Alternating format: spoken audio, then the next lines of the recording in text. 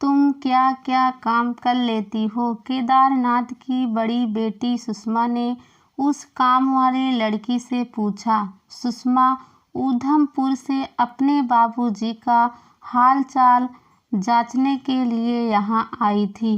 दोनों बेटियों की शादी हो जाने के बाद केदारनाथ अकेले रह गए थे।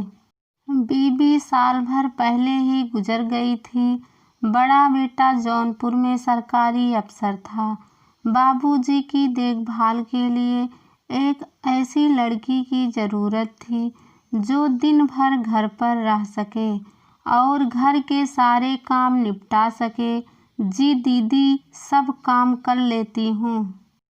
झाड़ू पोछा से लेकर खाना पकाने तक का काम कर लेती हूँ। लड़की ने आंखें मटकाते हुए कहा। किससे बातें कर रही हो सुषमा? केदारनाथ अपनी थुल-थुल तोन पर लटके गीले जनेऊ को हाथों से घुमाते हुए बोले। वह अभी अभी नहाकर निकले थे। उनके अधगंजे सिर से पानी टपक रहा था। एक लड़की है, बाबूजी घर के कामकाज के लिए आई है, कहो तो काम पर रख लें। सुषमा ने बाबूजी की तरफ देखते हुए पूछा। केदारनाथ ने उस लड़की की तरफ देखा और सोचने लगे, भले घर की लग रही है, जरूर किसी मजबूरी में काम मांगने चली आई है। फिर भी आजकल घरों में जिस तरह चोरियां हो रही है, उसे देखते हुए पूरी जांच पड़ताल करके ही काम पर रखना चाहिए। बेटी, इससे पूछ कि यह किस जात की है? केदारनाथ ने थोड़ी देर बाद कहा। अरे, किस जात की है तू? सुषमा ने बाबूजी के सवाल को दोहराया।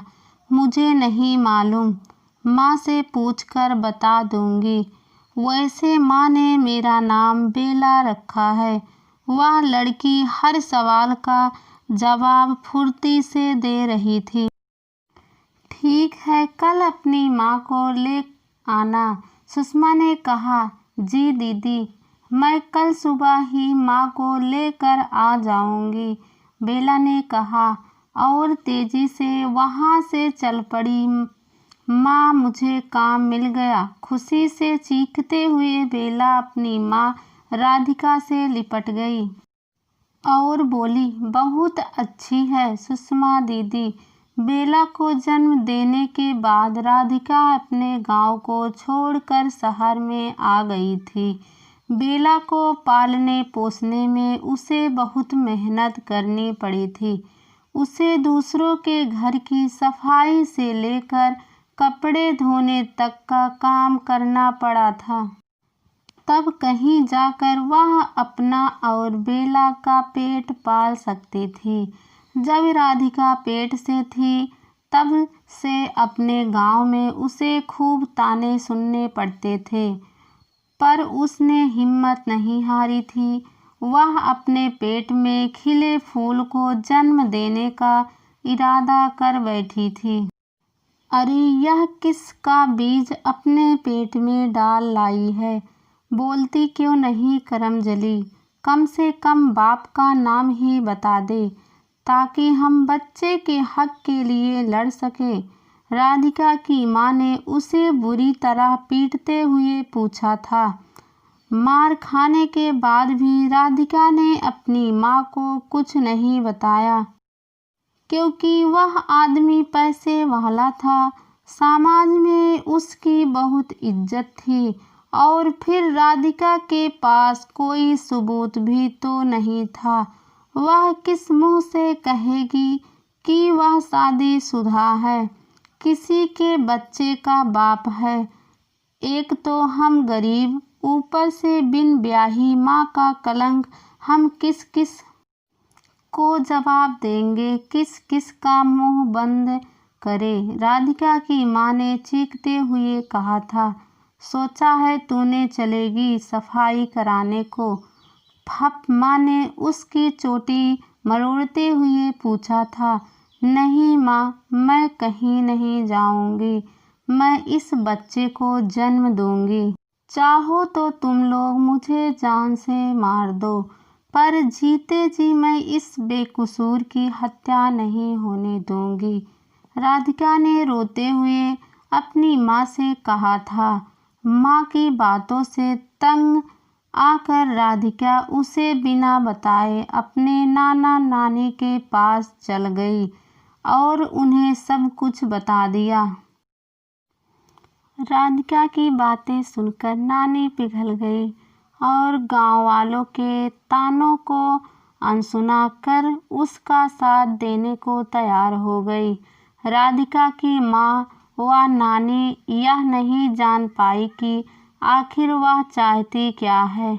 बच्चे को जन्म देने के पीछे उसका इरादा क्या था। उन दोनों को भीतर बुला लिया। केदारनाथ अभी तक सो रहे थे। तो तुम बेला की माँ हो? सुषमा ने राधिका की ओर देखते हुए पूछा। जी मालकिन, हम ही हैं, राधिका ने जवाब दिया। तुम्हारी बेटी समझदार तो लगती है, वैसे घर का सारा काम कर लेती है ना? राधिका ने फौरन जवाब दिया। बिल्कुल मालकिन, मैंने इसे सारा काम सिखा रखा है।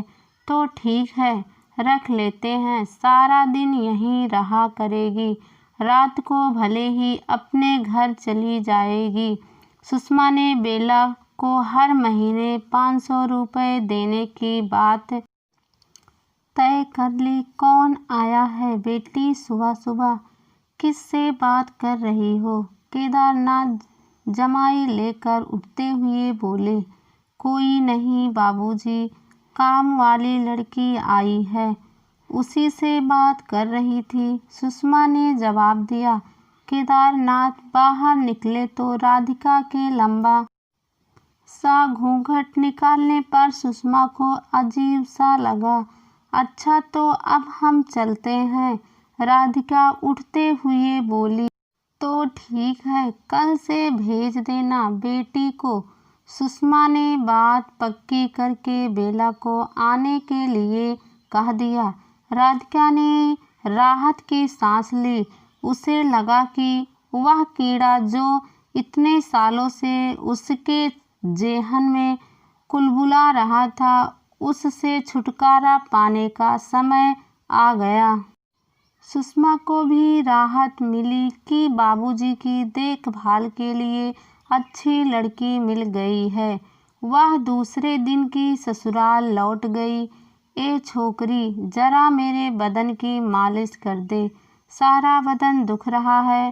केदारनाथ ने बादाम का तेल की शीशी बेला के हाथों में पकड़ते हुए कहा। बेला ने उनके उखड़े बदन पर तेल से मालिश करनी शुरू कर दी।